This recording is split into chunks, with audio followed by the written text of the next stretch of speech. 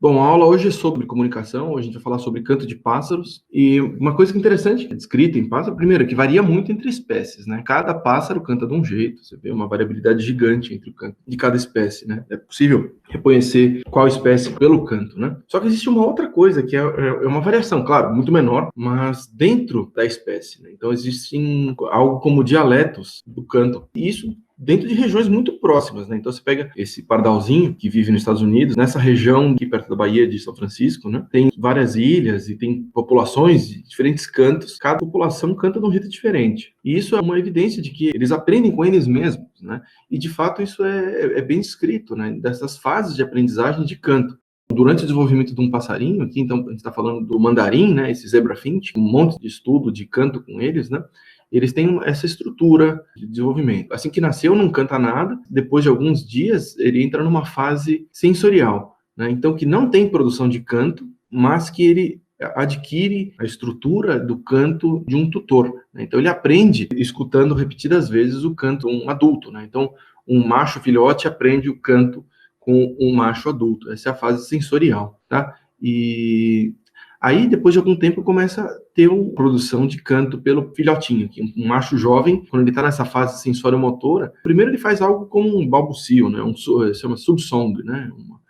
Subcanto. Conforme ele vai fazendo o canto dele mesmo, vai melhorando esse canto, vai ficando mais e mais próximo do canto do tutor. Essa fase sensório-motora também é de aprendizagem sensório-motora, que é um canto mais plástico, um canto que muda bastante, um canto bastante variável, até que se chega numa fase em que esse canto está cristalizado, que ele para de mudar, né?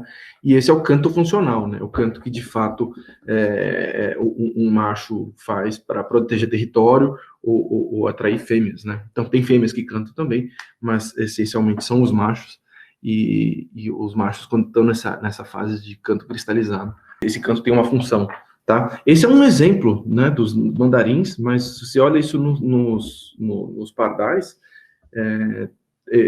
você vê que a ontogenia é um pouco diferente, né? Então, aqui um pardal, que é que nem o nosso tico-tico, né, o brasileiro. Ele tem uma fase sensorial inicial, né? Então, como tinha o mandarim, ele tinha uma fase sensorial, só escutando. Passa alguns meses, ele chega nessa fase sensório-motora, né? Então, fazendo aquele canto, subcanto, né? Esse balbuceio, gerando bastante variabilidade, até que se chega nesse canto cristalizado, tá?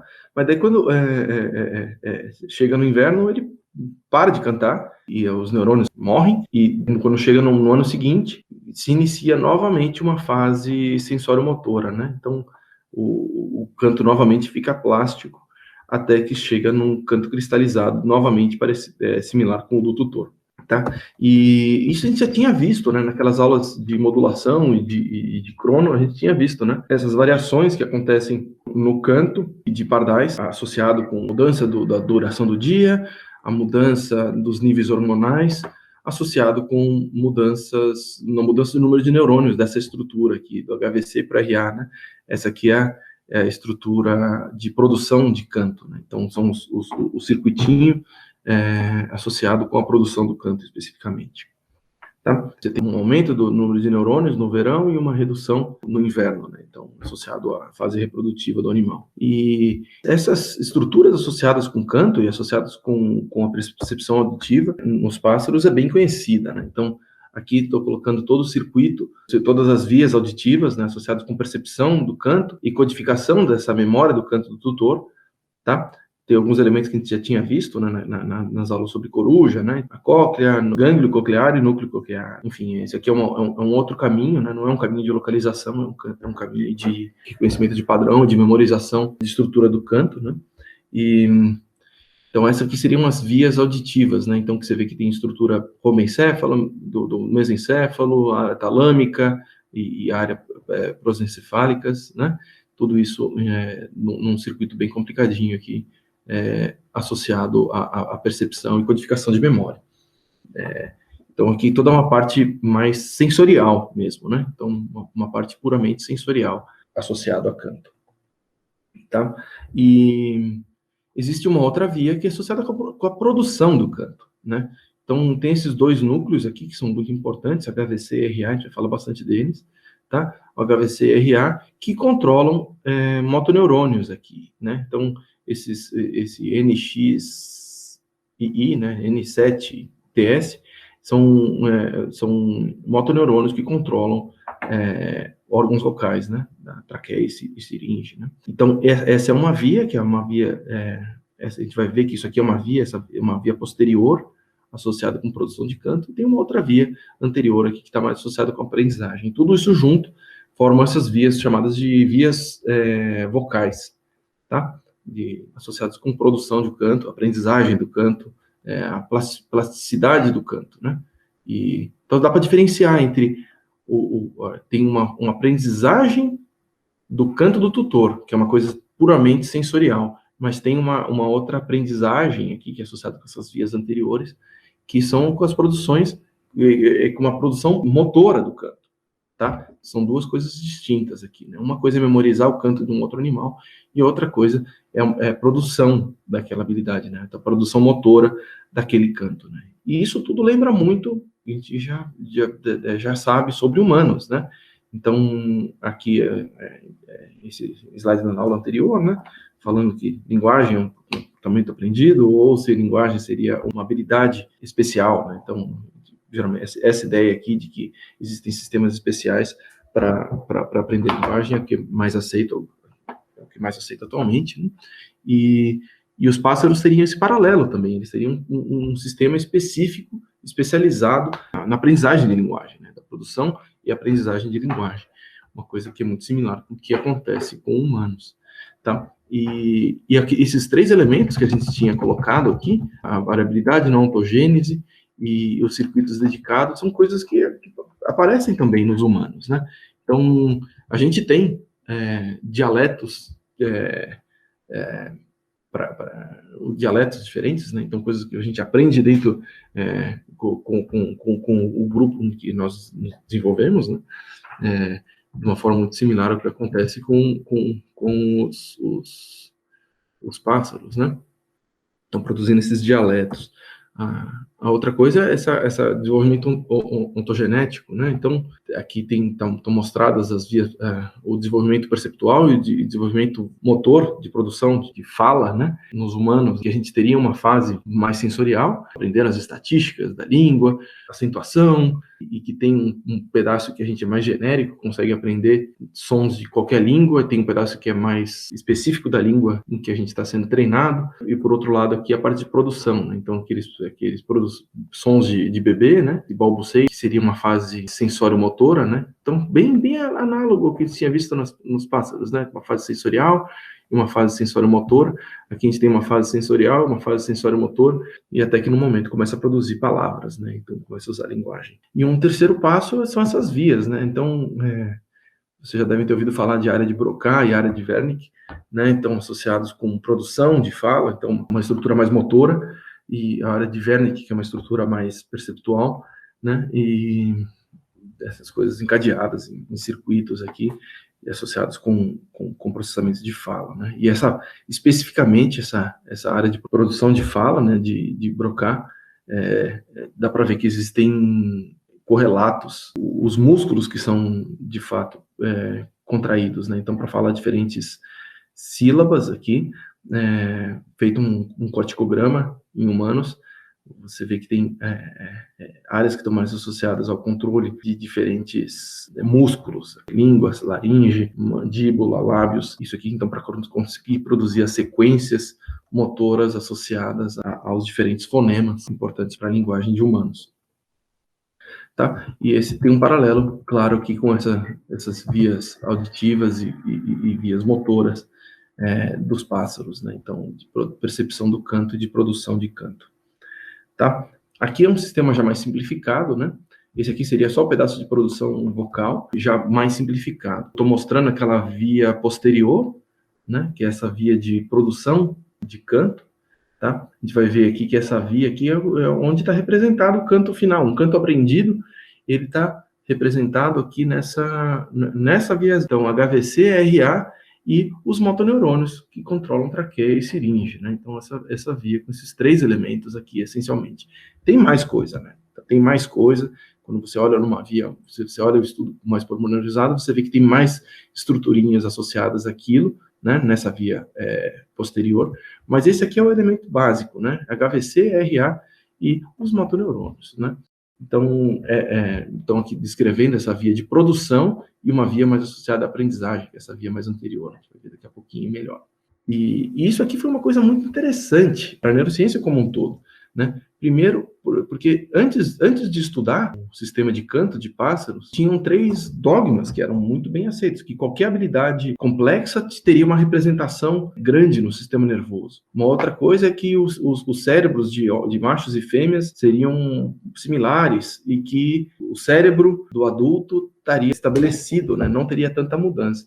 Isso foram todos dogmas que foram quebrados com o estudo desse sistema de processamento de canto, tá? Primeiro, essa representação, né? Então, aqui, tudo bem, o circuito é muito grande para conseguir aprender, perceber e comparar e, de fato, produzir o canto. Mas depois, na hora que está representado, são só essas 3 estruturinhas aqui, essencialmente, que são fundamentais para a produção do canto. A outra coisa é o cérebro de macho e fêmea, né? Então, o cérebro do macho é totalmente diferente do cérebro de fêmea, né?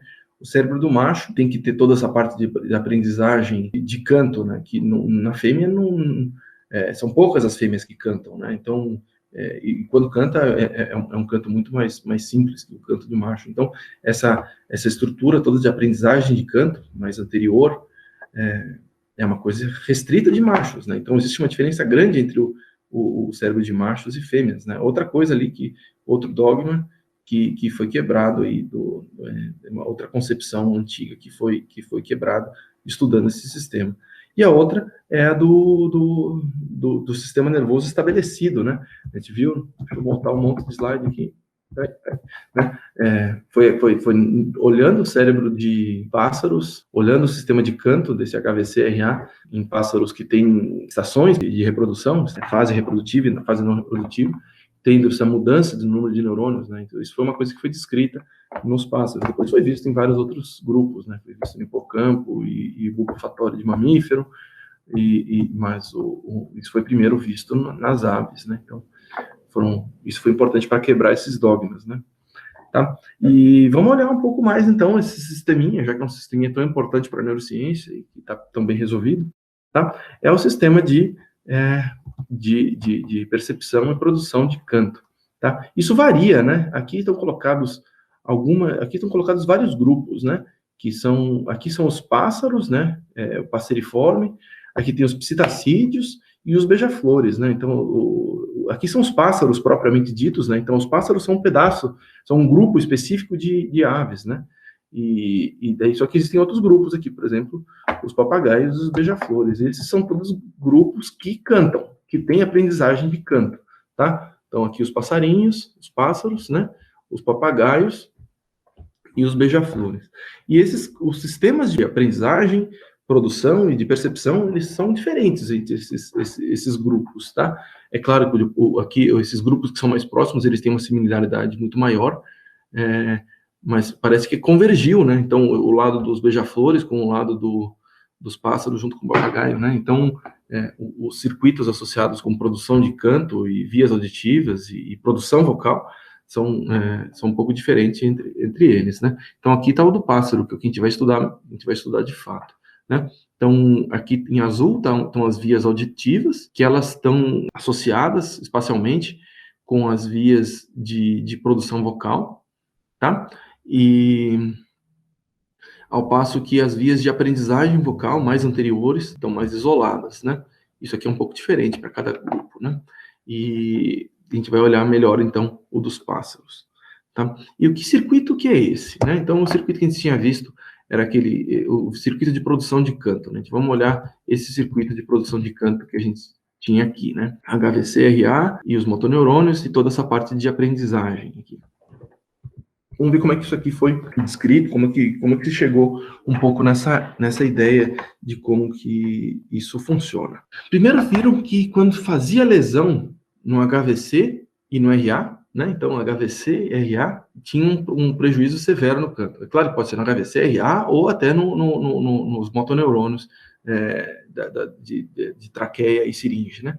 Então, uma lesão em qualquer uma dessas estruturas da via de produção causa um prejuízo severo no canto. Para de cantar, né? Isso foi feito com canários e os canários paravam totalmente de cantar quando qualquer uma dessas estruturas era lesada, tá? Depois foi feito o registro extracelular no HVC e foi visto que os disparos do HVC eram associados temporalmente com elementos do canto, tá? Então, e depois foi investigado, poxa, isso poderia ser tanto associado à produção do canto, como poderia estar associado à percepção, tá? Aqui a gente está falando que é produção, né? Então a gente vai ver que isso aqui foi associado à produção, mas ele poderia também estar associado à percepção do canto também, né? Afinal, o pássaro está cantando, ele poderia, se está associado temporalmente, poderia ser o som produzido por ele que estaria gerando atividade como uma via auditiva simples, tá?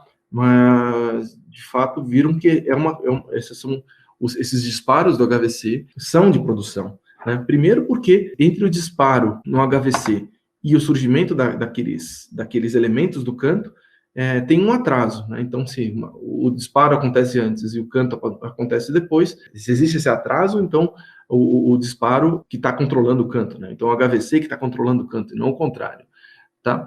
Um outro elemento que é mais sólido ainda é que esses disparos eram persistentes em aves surdas, né? Então, uma ave que já aprendeu a cantar, né, que canta muito bem, se você faz uma lesão no tímpano, uma lesão em qualquer pedaço do sistema auditivo, você tem um prejuízo perceptual, mas é preservado o canto. Então aves surdas cantam. E é preservado também o disparo do HVC, acontecendo instantes antes dos elementos do canto. Então dá para ver que o HVC então está associado com a produção de canto de fato, tá? E o HVC ele projeta para o RA. Era dado um estímulo elétrico no HVC e isso gerava disparos no RA, né? Então dá para ver que tem essa projeção HVC para o RA. E o RA também muito associado às sílabas, né? Então as sílabas do canto, a trechos do canto, né? Então o RA, ele ainda é uma associação ainda mais direta entre o que acontece no RA e o que acontece no canto, né? A relação é mais clara, é muito mais clara a correlação entre a atividade do RA e a produção do canto. E, finalmente, diferentes neurônios do HVC disparam associados a diferentes trechos do canto, né? Então, parece que é o HVC controlando estruturas do RA. Cada HVC gera um pedaço do canto, né? E vamos olhar um pouco agora esses experimentos, como é que eles foram feitos. Esse aqui é um registro de HVC. Inicialmente, HVC era chamado de High Vocal Center, mas depois viram que chamar só de um centro era ruim, né? Que é mais essa via, né? Então tem o HVC e RA, então pararam de chamar de High Vocal Center, porque não é um centro único, tem o HVC junto com o RA, então daí o nome foi mantido, HVC, né, mas ninguém fala High Vocal Center mais, né, agora é só HVC mesmo, e daí aqui está o registro do HVC, tá, associado ao canto, tá, então aqui são várias tentativas, tudo no mesmo eletrodo, e o pássaro sempre produzindo esse mesmo pedaço de canto, tá, que aqui a gente vê o canto ao longo do tempo, seria mais a pressão instantânea, né, do ar, né, então algo que foi registrado como voltagem pelo microfone, né, então o microfone capta as variações de pressão do ar e isso está representado numa escala de voltagem, tá? Então isso aqui é o canto, numa escala de voltagem, uma escala de pressão, e aqui um espectrograma, né, então mostrando ao longo do tempo quais são as frequências que são colocadas ali. Então, tem 3 sílabas aqui, né, do canto de um pássaro, e você vê uma associação entre a atividade do HVC e o canto, né? E quando você registra neurônios da RA, parece que essa estrutura é ainda mais, essa relação é ainda mais clara, né? Então, aqui essas sílabas A, do canto dos pássaros, do pássaro, depois chegamos para uma outra sílaba D, né, você vê a estrutura, o padrão de disparo do RA muito similar em várias tentativas, aqui em vários momentos que o pássaro fez esse canto, associados a essas sílabas A, né, e quando vem essa sílaba D, você vê um outro padrão de disparo do RA, tá? E então você vê que existe uma correlação entre o canto e o padrão de disparo dessas regiões, tá? E aqui está mostrado aquele outro padrão, né? Então, que é dado, são dados estimulações em diferentes, pode ser dado na área X, pode ser dado no RA, pode ser dado no HVC, e você consegue ver como é que essas estruturas são conectadas, né? Tá, então, com a avaliação do padrão eletrofisiológico aqui, foi possível detectar um pouco da estrutura funcional disso, né? Dando o estímulo em diferentes regiões, fazendo o registro em diferentes regiões, vendo de que estrutura conecta com qual e qual que é o sentido dessas conectividades, tá? Permitindo, então, entender como é que era esse circuito, tá? E, finalmente, uma coisa bem interessante aqui é o padrão de disparo desses neurônios do HVC que projetam para o RA. Tá? Aqui são representados vários neurônios, né, 10 neurônios, associados ao pedaço de canto. Né? Então, você tem um canto aqui ao longo do tempo, e você vê que cada neurônio está disparando num pedaço específico, um trecho específico desse canto. Tá? Então, seria algo como uma sequência de neurônios HVC, estão dando o timing desse canto. Né? Então, o controle desses timings seria dado pelo HVC. Tá? E com base nesses experimentos, então, chega a essa conclusão, que o HVC controla essas propriedades temporais do canto. Tá? E ele controlaria a estrutura do RA, que seria mais um neurônio de controle de motoneurônios, né? Então, o HVC teria mais essa estrutura temporal, ó, ele seria meio como um maestro de um canto, né? O HVC fazendo a propriedade temporal e definindo como que o neurônio de controle, que é o que de fato dispara motoneurônios, do robencéfalo, né? Então, aqui passa o timing, aqui faz o controle dos motoneurônios, tá? E o que é interessante para ver como essa propriedade temporal, essa estrutura temporal, essa sequência é uma coisa importante, é que quando se faz o resfriamento do HVC, né, então, o HVC, então, que estaria fazendo essas sequências, né, variando no tempo, quando se faz um resfriamento dessa estrutura, tá? Ou seja, a dinâmica desse circuito vai variar, isso aumenta, quando se faz o resfriamento, aumenta esses intervalos entre cada um em cada um desses spikes, tá? E isso faz reduzir o tempo do canto, né? Então, o andamento do canto fica mais lento, né? Então, o resfriamento do HVC aumenta o intervalo de tempo entre esses spikes, tá? E o andamento fica mais lento, né, do canto. Tá? Quando se faz isso no RA, não tem uma variação. Então, o RA é mais um neurônio de controle direto. Né? Então, disparou, fez a estimulação no RA, independente da temperatura, isso faz uma ativação dos circuitos dos motoneurônios. Já o HVC tem mais essa estrutura temporal, né? Como que é a estrutura temporal desse canto. Tá? E essa aqui, então, todavia, essa via posterior, HVC, RA e motoneurônios. Agora vamos parar de olhar essa via posterior e vamos olhar essa via anterior, né? Que tem HVC, área X e o LMAN, tá? E o elemento crítico dessa via é o LMAN, tá? LMAN, que tem um nome super chato, né? Lateral Magnocellular Nucleus of the Anterior Nidopallium. Né, LMAN, é assim que chamaremos, tá? Se é feita uma lesão no LMAN quando o animal já é adulto, não tem problema nenhum. Se fizer uma lesão num adulto que já tem um canto cristalizado, fizer uma lesão nessa estrutura, o canto continua da mesma forma. Já se for feita uma lesão no LMAN no animal jovem, você tem prejuízo. Se for feito no animal jovem que está naquela fase sensorial ainda, o animal vai fazer um canto extremamente estereotipado. É quase como se fosse o canto inato daquele animal. Tá? O canto vai ser simples, repetitivo, e só vai refletir propriedades puramente inatas do canto desse animal. Tá? Então, tem um aspecto inato, e se você deixa essa área estruturada, vai ter essa parte inata incorporada do que era aprendido do tutor e tal. Né? Então, uma lesão no LMAN faz com que o canto do animal fique simples e repetitivo. Tá? Uma lesão. E se fizer uma inativação, né? Ou seja, faz uma inativação química ali, coloca TTX, coloca mucimol, né? Fármacos que inibem a atividade dessa estrutura, mas reversivelmente, né? Então, se fizer essa inativação do LMAN num animal que está naquela fase plástica, né? Aquela fase plástica é que ele está explorando o canto, né? Que tem muita variabilidade no canto e o bicho está, ao longo do tempo, ficando cada vez mais e mais próximo do canto do tutor.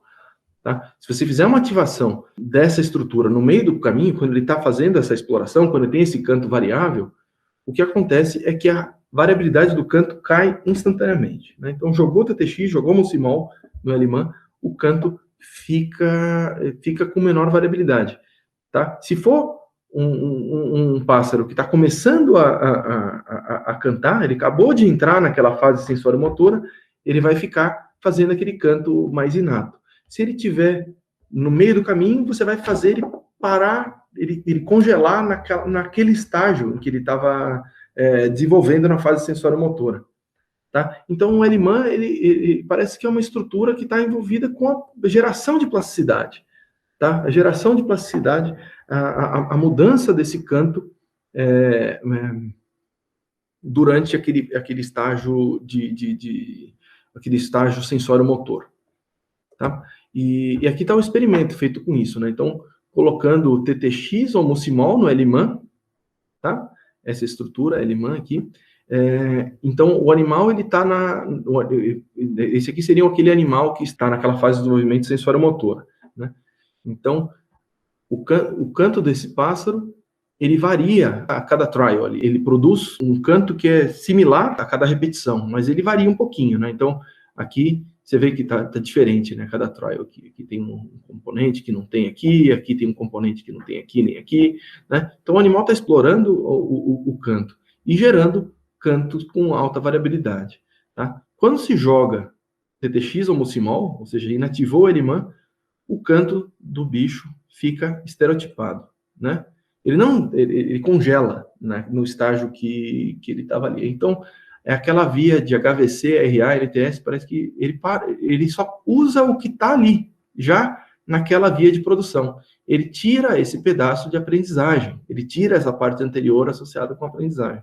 Ele só expressa o que já está estabelecido nessa via de produção, HVC, RA e motoneurônios. Aqui, só mostrando um pouquinho melhor de como que se dá essa conectividade. Então, do HVC vai para RA, mas do L-MAN também vai para RA, né? Então, está aqui o HVC e o L-MAN, né? E os dois jogando glutamato no RA, né? Tanto o HVC quanto o L-MAN jogando glutamato no RA, que recebe tanto por receptor de NMDA quanto de AMPA, né? O L-MAN, especificamente, só se projetando por receptor de NMDA, né? Toda essa associação com memória, né, que o NMDA tem. Tá? E o que acontece nesse caso aqui? Então, foi colocado um antagonista de glutamato para esse tipo de receptor. Então, antagonista para o receptor de NMDA. Tá? Então, o que foi bloqueado por esses receptores NMDA. Tá? Então, essa influência do L-MAN aqui não consegue ser feita de forma alguma, né? E o que acontece aqui? Antes da injeção de AP5, né? Antes dessa injeção do antagonista de NMDA, o canto varia, né? O pássaro que está nessa fase plástica, ele está produzindo cantos variáveis. Uma vez que jogou o AP5, o canto fica estereotipado. Tá? Então, isso dá para ver que o L-MAN, por essas projeções de glutamatéricas, chegando nesses receptores NMDA do RA, dá para ver que ele está produzindo variabilidade. A interpretação é que ele gera ruído, tá? O L-MAN, ele joga ruído no RA, tá? E o que é essa ideia? É um jitter, né? Como se fosse uma variação temporal, né? Então, o RA, ele recebe spikes com uma estrutura temporal vindo do HVC, mas eles podem ser modificados, a atividade da RA pode ser modificada por esse ruído que vem do L-MAN, que muda um pouco dessa estrutura temporal, tá? Fazendo esse canto mudar, tá? Então, gerando a variabilidade do canto, tá? E isso aqui parece muito com esses algoritmos de computação, de otimização de parâmetro, né? Então, algoritmo genético, né? Para quem já mexeu um pouco com isso, em que existe um parâmetro, um certo número,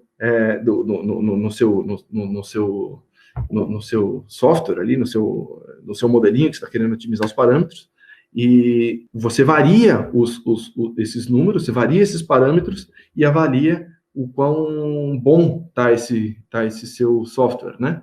E se melhorou, você mantém, tá? Então, a ideia é um pouco essa, de que essas áreas frontais aqui, essas áreas anteriores estão jogando ruído no RA, e uma vez que o sinal produzido com a combinação dos spikes do HVC, que já é essa via estabelecida, junta com essa parte que está variando, se você consegue ter uma mudança no padrão do RA, que gera um padrão motor, que gera um canto similar àquilo que tinha sido aprendido durante a fase de aprendizagem puramente sensorial, aprendido do tutor, se consegue produzir um canto parecido, aquele elemento do ruído é incorporado nessa via. Tá? Meio complicado para falar assim, mas a gente vai conseguir, vai falando isso em etapas. Então, tem um HVC para RA para os motoneurônios. Isso aqui está estabelecido como a representação do canto está ali. Quando se produz um ruído que faz com que a produção vocal seja mais similar com aquele template oferecido pelo tutor, quando fica mais parecido com o template do tutor, aquele padrão de atividade dado pela LMAN é incorporado nesse circuito. Ou seja, toda vez que gera um ruído que torna o canto produzido mais similar com o canto do tutor, aquele padrão de atividade dado pela LMAN é incorporado nessa via de produção motora. Tá? Então, o LMAN para o RA carrega um jitter temporal ali, que gera variabilidade no output motor. Tá? E é preciso ter essa variabilidade para conseguir imitar o template. Após o feedback auditivo, aqui colocando aquela outra via, aquela via auditiva, após o feedback auditivo, alterações que aproximam o canto produzido pelo HVC-RA no motoneurônio, as alterações após o feedback auditivo, a alteração que aproximou, aquele ruído que foi colocado, que aproximou, é incorporado nessa via posterior. Tá? Lindo? Tá? Ou seja, aqui a gente tem, tinha apresentado inicialmente aquela via auditiva, associada com percepção de canto e com codificação da memória do canto do tutor, e depois a gente falou dessa via de produção. A via de produção aqui, a via posterior de produção, né, HVC, RA, motoneurônios, tá? E aqui a via de aprendizagem, né? HVC, área X, LMAN, né? E tem os outros elementos aí, tá? E isso aqui chegando de volta para RA, né? Então, aqui a gente vê aqui a interação entre essas vias, né? Uma via só de produção, e conforme vai aprendendo, vai tendo uma comparação do ruído, do canto produzido, quando se inclui o ruído vindo pelo LMAN, aí é comparado o que foi produzido com uma estrutura de memória, tá? E se foi similar, joga dopamina ali, joga o VTA ali, jogando dopamina no estriado, falando, olha, isso conseguindo dar aquele sinal de treinamento, né? Aquela variabilidade, aquele ruído colocado ali é uma coisa que tem que ser incorporado, né? Então, joga dopamina para essas regiões de aprendizagem, e de alguma forma isso é incorporado ao sistema de produção de canto, né? Então, essa é a interpretação atual disso. Tem uma série de artigos com isso, uma série de autores trabalhando com isso. Isso está razoavelmente bem estabelecido, né? Então, uma vez que vai aprendendo com esses vários booms de VTA, quando tem um matching entre o canto produzido associado ao ruído com o matching desse canto, daquele instante produzido associado ao ruído, com o canto memorizado do tutor, o canto do tutor, aquele modelo, aquele template que foi aprendido num período crítico, aquilo então é incorporado na via de produção de canto. Tá? Lindo! Então falamos de percepção auditiva, falamos de produção de canto e falamos de aprendizagem de canto. Tá? e coisas complicadas aí para a gente trabalhar, mas estão todos os elementos aí, tá? E é isso aí.